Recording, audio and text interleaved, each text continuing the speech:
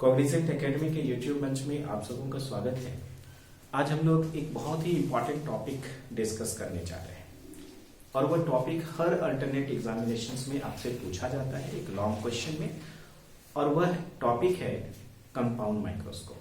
तो compound microscope का हम लोगों को मैग्नीफाइंग पावर निकालने के लिए एग्जामिनेशंस में पूछा जाता है। तो कंपाउंड माइक्रोस्कोप को कंप्लीट करने के लिए, इसके एक्सप्रेशन को कंप्लीट करने के लिए सबसे पहले जो जरूरी बात है वह है इसका रे डायग्राम। अगर रे डायग्राम आपको समझ में आ गया है तो रेस्ट पूरा एक्सप्रेशन जो है आपको मिनटों में याद हो जाएगा, कहीं कोई दिक्कत नहीं होगी। ठीक है, तो सबसे पहले हम लोग कंपाउंड माइक्रोस्कोप का रे डायग्राम बनाएंगे। इस रे डायग्राम में होता क्या है,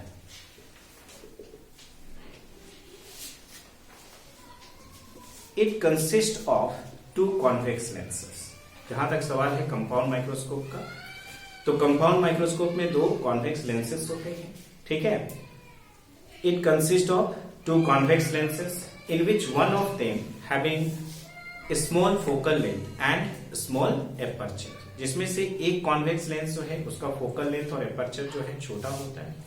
called objective lens because it is placed close to the object. चूंकि ये क्लोज होता है ऑब्जेक्ट के, इसीलिए इसको हम लोग ऑब्जेक्टिव लेंस के नाम से जानते हैं। जो दूसरा होता है उसको हम लोग बोलते हैं आईपीस लेंस। आई के करीब होता है इसलिए उसको हम लोग आईपीस लेंस कहते हैं। और कंपैरेटिवली इसका जो फोकल लेंथ है और जो एपर्चर है, ठीक है, वो कंपैरेटिवली क्या होता है, इसका बड़ा होता है।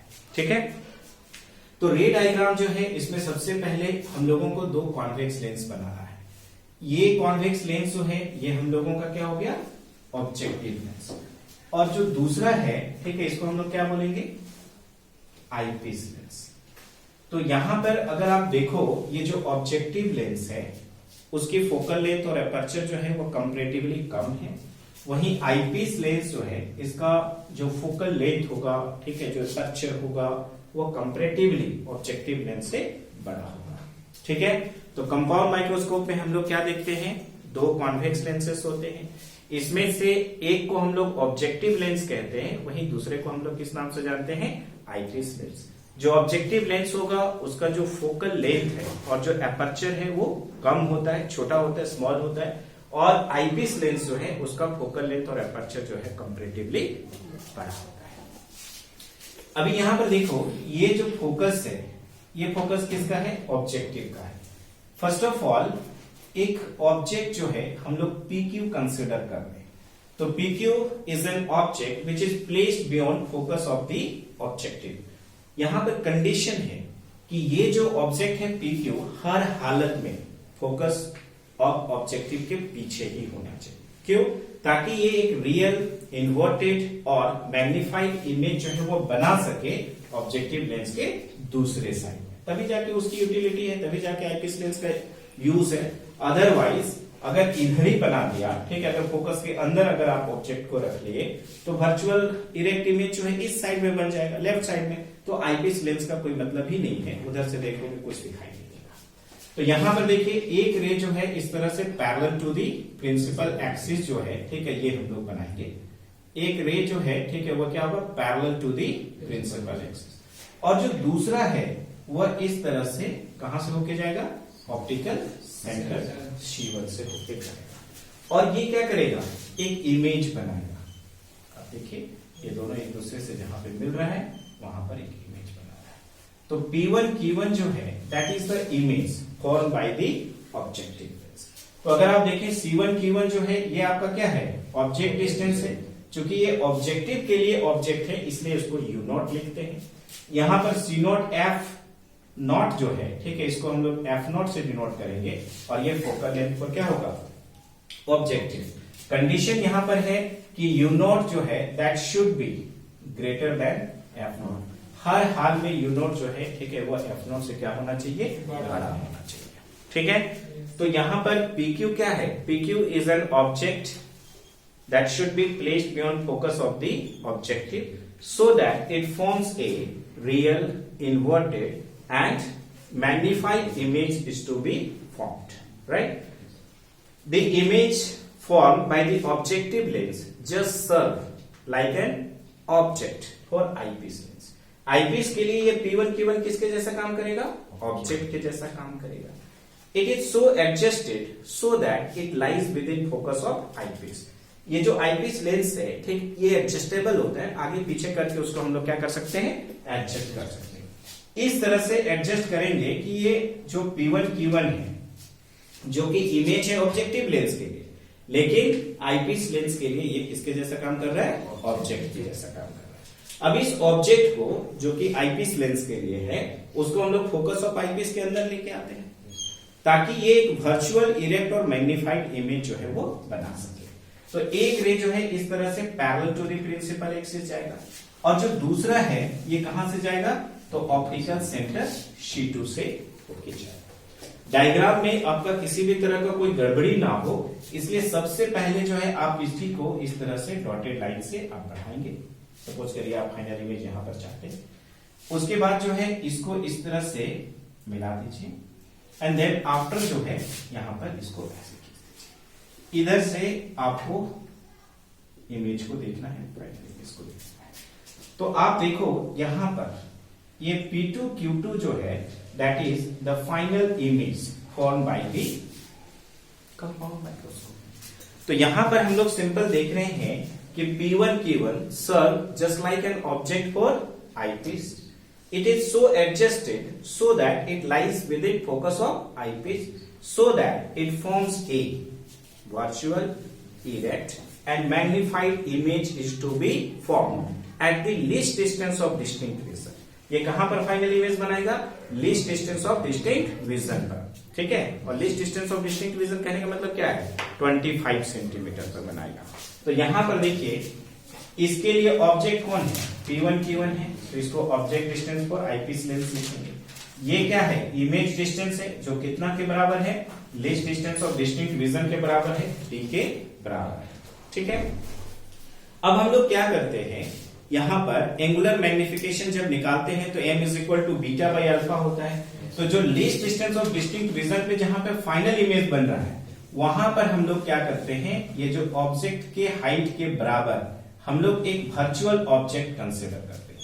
अब ये वर्चुअल ऑब्जेक्ट जो है एक एंगल सबटेन कर रहा है, दैट इज अल्फा। ये जो फाइनल इमेज जो एंगल सबटेन कर रहा है, दैट इज बीटा। तो magnifying power m is equal to क्या होता है? तो बीटा बाई अल्फा होता है। तो सिर्फ और सिर्फ जो है बीटा बाई अल्फा का वैल्यू ही हम लोगों को यहाँ पर फाइंड आउट करना होता है, ठीक है।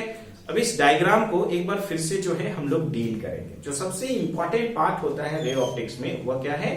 रे डायग्राम, ठीक है। तो हम लोग सबसे पहले क्या देख रहे हैं? रे डायग्राम। ये क्या है? रे डायग्राम है, ठीक है।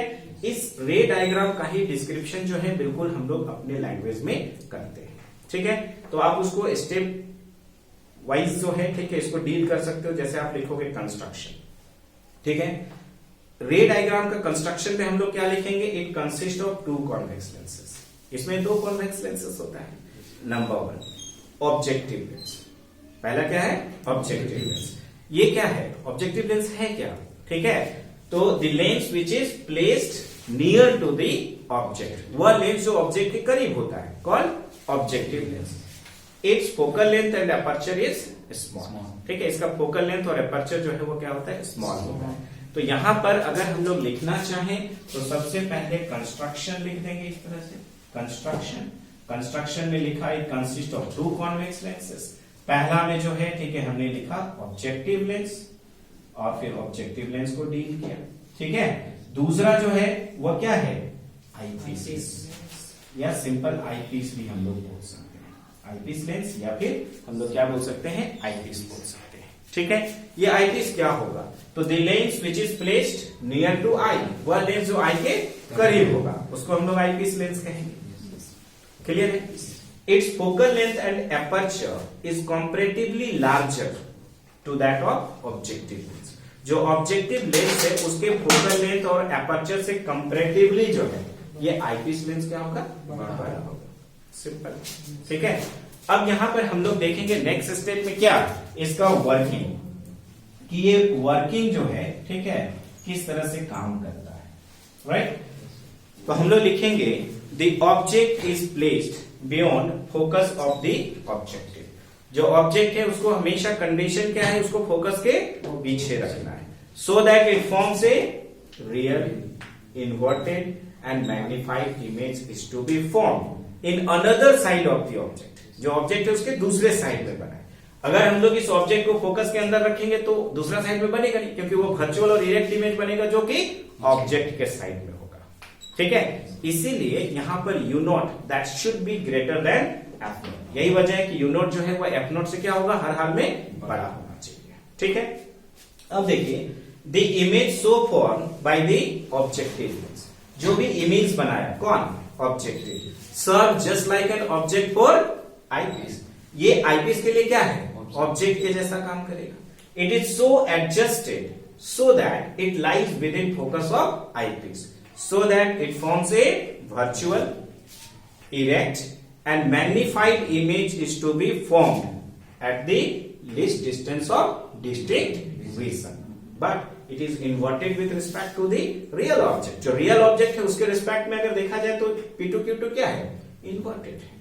Got it? तो अगर हम लोग देखें आईपीस लेंस के लिए तो उसके लिए ऑब्जेक्ट डिस्टेंस क्या है, यूई है। फाइनल इमेज डिस्टेंस क्या है, भी, जो किसके बराबर है, डी के बराबर है। डी क्या है, least distance of distinct vision. Value कितना होता है, 25 सेंटीमीटर। राइट, अब हम लोगों को यहां पर मैग्नीफाइंग पावर और एंगुलर मैग्निफिकेशन जो है ये हम लोगों को निकालना है। निकालना क्या है, मैग्नीफाइंग पावर, या फिर इसको क्या बोल सकते हैं, एंगुलर मैग्निफिकेशन। तो या तो आप मैग्नीफाइंग पावर बोलो, ठीक है, या फिर उसको हम लोग किस नाम से जानते हैं, एंगुलर मैग्निफिकेशन। क्या होता है, तो magnifying power of any optical instrument. अगर हम लोग किसी भी ऑप्टिकल इंस्ट्रूमेंट का अगर मैग्नीफाइंग पावर निकालते हैं, ठीक है, वो क्या है, तो मैग्नीफाइंग पावर और angular magnification of any optical instrument is defined as the ratio of angle subtended by the final image at the eye to that of angle subtended by the object at the eye when both are supposed to be placed at the least distance of distinct vision. That is m is equal to क्या हो जाएगा, beta by alpha. तो यहां पर हम लोग किसका value निकालेंगे, बीटा बाई अल्फा का वैल्यू निकालेंगे। Since alpha and beta are very small angles, चूंकि अल्फा और बीटा क्या है, बहुत ही स्मॉल एंगल से, छोटे एंगल से, इसीलिए अल्फा को हम लोग नियरली इक्वल टू क्या लिखेंगे, 10 अल्फा। बीटा को क्या लिखेंगे, नियरली इक्वल टू 10 बीटा। तो इस तरह से अगर आप देखो तो हम लोग क्या कर सकते हैं, magnifying power m is equal to 10 beta divided by क्या लिखेंगे, 10 अल्फा। ये हो गया हम लोगों का इक्वेशन नंबर 2। अब एक चीज जो है यहां पर कंफ्यूजन होता है अक्सर, 10 बीटा का वैल्यू अगर हम लोग निकालें तो किससे निकालेंगे, ठीक है। अब किससे निकालेंगे इसका मतलब क्या है, तो यहां पर देखो 10 बीटा अगर हम लोग देखें तो एक ट्रायंगल बन रहा है P1 Q1 C2 और दूसरा P2 Q2 C2 में भी हम लोग देख रहे हैं कि बीटा आ रहा है। एक ही चीज याद रखेंगे, ठीक है, ये जो कंपाउंड माइक्रोस्कोप है उसमें 10 बीटा का वैल्यू जो है हम लोग बड़े वाले ट्रायंगल से इस्तेमाल करते हैं। बाकी अगर सिंपल माइक्रोस्कोप है उसमें भी छोटा वाला ट्रायंगल यूज होगा। रिफ्रैक्टिंग टाइप टेलीस्कोप में बीटा का वैल्यू निकालना होगा, उसमें भी छोटा वाला ट्रायंगल ही यूज होगा। तो अगर आप इसको याद रखें कि कंपाउंड माइक्रोस्कोप में बड़ा वाला ट्रायंगल यूज किया जाता है, कोई कंफ्यूजन नहीं होगा। क्लियर है? तो यहां पर देखो ये हो गया हम लोगों का 10 बीटा, इसको डॉटेड लाइन से मैं यहां पे दिखला रहा हूं ताकि सिर्फ अगर आप डायग्राम देखेंगे तो आपको पता चल जाएगा कि वैल्यू जो है हम लोगों को एक्चुअल में मिलना कहां से है।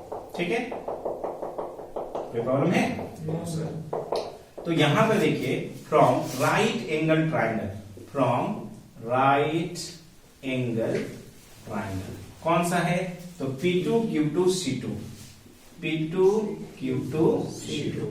ठीक है, यहां से हम लोग किसका वैल्यू निकालेंगे, 10 बीटा का वैल्यू निकालेंगे। तो यहां पर देखो 10 बीटा इज इक्वल टू क्या होगा, P बाई B। पढ़े हो कि नहीं? yes, पढ़े होगे तुम लोग कि पंडित भोला प्रसाद हरि हरि बोल। ठीक है, sine theta is equal to P by H, cos theta is equal to P by H, tan theta is equal to P by D. तो यहां पर देखो अगर ये जो 10 बीटा है, ठीक है, तो 10 बीटा के सामने वाला P होगा, दैट इज P2 Q2। तो tan beta is equal to हो गया P2Q2 डिवाइडेड बाई क्या हो जाएगा C2Q2, तो ये वाला हो जाएगा C2Q2। अब यहां पर देखिए, यहां पर हम लोग देख रहे हैं टेन अल्फा का वैल्यू, इसमें कोई कंफ्यूजन नहीं, चाह के भी जो है गलती नहीं कर सकते, है कि नहीं। तो यहां पर देखो from right angle triangle, right angle triangle कौन सा लेंगे जी, P'(Q2 C2), P'(Q2 C2). यहां से अगर हम लोग टेन अल्फा का वैल्यू देखें तो टेन अल्फा का वैल्यू क्या होगा, अल्फा के सामने देखिए P'(Q2 है, तो यहां पर हम लोग लिखेंगे P'(Q2 डिवाइडेड बाई क्या हो जाएगा C2Q2। हमेशा जो है ऑप्टिकल सेंटर या पोल से दूर जाएंगे, ठीक है। तो यहां पर हो गया P'(Q2 बटा C2Q2, लेकिन P'(Q2 की जो हाइट है वो किसके बराबर है, PQ के बराबर है। तो यहां पर P'(Q2 जो है इसको हम लोग PQ लिख देंगे, PQ बटा C2Q2 लिख देंगे। अब इन दोनों का वैल्यू, ठीक है, कहां रखेंगे, इक्वेशन 2 में। तो हेंस इक्वेशन 2 बिकम्स, क्या हो जाएगा इक्वेशन 2। तो यहां पे देखिए m इज इक्वल टू, है ना, यहां पर हम लोग क्या करेंगे, टेन बीटा का वैल्यू कितना है P2Q2 डिवाइडेड बाई C2Q2, यहां पर क्या है PQ बटा C2Q2। इस तरह से अगर देखा जाए तो P2Q2 बटा C2Q2 इंटू C2Q2 ऊपर चला जाएगा, डिवाइडेड बाई क्या हो जाएगा PQ, ये C2Q2 कैंसिल हो गया। तो magnifying power m is equal to हो गया P2Q2 डिवाइडेड बाई PQ, ठीक है। तो ये इक्वेशन 3 दे सकते, ठीक है। तो यहां पर आप देखो मैग्नीफाइंग पावर और angular magnification m is equal to हो गया P2Q2 बटा PQ। अब यहां पर देखिए PQ जो है ऑब्जेक्ट है, P2Q2 जो है फाइनल इमेज है, P'(Q2 जो है वर्चुअल ऑब्जेक्ट है, इसको भी हमने यूज किया। लेकिन P1Q1 जो है वो ऑब्जेक्टिव लेंस के लिए इमेज है, आईपीस लेंस के लिए ऑब्जेक्ट है, उसका यूज नहीं किया, बुरा नहीं मानेगा, सबको यूज किया, हम ऑब्जेक्ट भी है इमेज भी हमको यूज नहीं कर रहा, ठीक है, बुरा मानेगा, उसका भी ख्याल रखना। तो अभी हम लोग क्या करेंगे, magnifying power m is equal to P2Q2 divided by PQ है, इसको एक बार ऑब्जेक्ट के लिए मान के चलो, एक बार इमेज के लिए ऊपर नीचे हम लोग P1Q1 से क्या करेंगे, मल्टीप्लाई करेंगे। तो P1Q1 से मल्टीप्लाई कर देने से कुछ फर्क पड़ेगा, नहीं पड़ेगा, कोई फर्क नहीं पड़ेगा, ठीक है, लेकिन आपका काम हो जाएगा। आप क्या पढ़े हो कि linear magnification is equal to height of the image बटा हाइट ऑफ द ऑब्जेक्ट होता है। अभी इसको सेटल कर लेंगे, m is equal to P1Q1, ये हो गया height of the image, PQ क्या है, हाइट ऑफ द ऑब्जेक्ट, किसके लिए, ऑब्जेक्टिव लेंस के लिए। तो P1Q1 के ठीक नीचे लिखेंगे PQ, फिर हम लोग P2Q2 बटा क्या लिखेंगे, P1Q1, ठीक है। तो P1Q1 height of the image, PQ height of the object. तो हाइट ऑफ द इमेज बटा हाइट ऑफ द ऑब्जेक्ट क्या होता है, मैग्निफिकेशन, लेकिन ये मैग्निफिकेशन किसका है, ऑब्जेक्टिव लेंस का है, इसीलिए हम लोग m इज इक्वल टू लिख सकते हैं m नॉट क्या है, magnification produced by objective lens. अब यहां पर देखिए आईपीस लेंस के लिए इमेज कौन है, P2Q2, ऑब्जेक्ट कौन है, P1Q1। तो इस तरह से P2Q2 बटा क्या है, P1Q1 है, तो ये मैग्निफिकेशन प्रोड्यूस्ड बाय क्या है, आईपीस लेंस। तो ये हो गया हम लोगों का इक्वेशन नंबर 4। तो मैग्नीफाइंग पावर और एंगुलर मैग्निफिकेशन का एक फार्मूला जो है कंपाउंड माइक्रोस्कोप का क्या निकला, तो m0 इंटू m, ठीक है। लीनियर मैग्निफिकेशन पढ़ाते वक्त जो है आपको एक और फार्मूला बताया था कि मैग्निफिकेशन जो है वो क्या है, image distance divided by object distance की। तो यहां पर हियर हम लोग क्या लिख सकते हैं, m0 इज इक्वल टू, यहां पे देखिए इसका इमेज क्या है, ये V0 है, ये यहां से यहां तक है। तो जो इमेज डिस्टेंस है V0, इसका साइन कन्वेंशन में पॉजिटिव आएगा कि नेगेटिव, पॉजिटिव आएगा ऑब्वियसली, और U0 क्या आएगा, नेगेटिव, क्योंकि इंसिडेंट रे के डायरेक्शन के अलोंग मेजर करते हैं तो पॉजिटिव, अपोजिट मेजर करते हैं तो नेगेटिव। तो यहां पर ये वाला हो जाएगा V0 बटा माइनस U0, V0 बटा क्या हो जाएगा, माइनस U0। एंड यहां पर देखिए ये जो मैग्निफिकेशन प्रोड्यूस्ड बाय क्या है, आईपीस लेंस है, magnification produced by eyepiece lens. तो लास्ट क्लास में आपको बताया क्या, सिंपल माइक्रोस्कोप, ठीक है। सिंपल माइक्रोस्कोप का जो मैग्निफिकेशन है वो निकालते समय हम लोग क्या यूज किए, एक सिंगल कॉन्वेक्स लेंस यूज किए। ऑब्जेक्ट कहां पे रहता था, फोकस के अंदर। इमेज कहां पे बनता था, least distance of distinct region पे। और जो मैग्निफिकेशन था, ठीक है, एम का जो वैल्यू था वह कितना आया था, तो 1 प्लस डी बट्टा एफ। तो चूंकि आईपीस लेंस के लिए बात कर रहे हैं तो एफ ही लेते हैं, 1 प्लस डी बट्टा एफ ही। और इस तरह से हैंस इक्वेशन 4 बिकम्स क्या हो जाएगा, तो angular magnification magnifying power M is equal to minus V naught बट्टा U naught into 1 plus D बट्टा एफ। ये हो गया हम लोगों का क्या, फाइनल रिजल्ट। तो M is equal to minus V naught by U naught into 1 plus D बटा एफ। अब यहां पर देखिए, ये जो ऑब्जेक्ट है पी क्यू है ना, यानी कि जो ऑब्जेक्ट डिस्टेंस है यू नॉट, उसको हर हाल में एफ नॉट से ज्यादा होना चाहिए। लेकिन अगर मान लो जस्ट पीछे है, मतलब लगभग क्या है, बराबर है, ठीक है। मतलब जो यू नॉट है वो एफ नॉट से बड़ा तो है लेकिन जस्ट बड़ा है। तो हम लोग क्या कर सकते हैं कि अगर if you nought nearly equal to क्या है, एफ नॉट, ये जो ऑब्जेक्टिव लेंस है और आईपीस लेंस के बीच का जो डिस्टेंस है उसको मान लेते हैं कितना है, एल है। दोनों के बीच का डिस्टेंस कितना है, एल है। आप देख रहे हो ये जो वी नॉट है, image distance of objective lens, ये अगर C2 के काफी करीब है तब हम लोग उस केस में क्या कर सकते हैं कि यहां पर जो वी नॉट है वह नियरली इक्वल टू क्या हो जाएगा, एल हो जाएगा। और इस तरह से magnifying power M is equal to minus L बट्टा एफ नॉट इंटू 1 प्लस क्या लिख सकते हैं जी, डी बट्टा एफ, डी बट्टा एफ।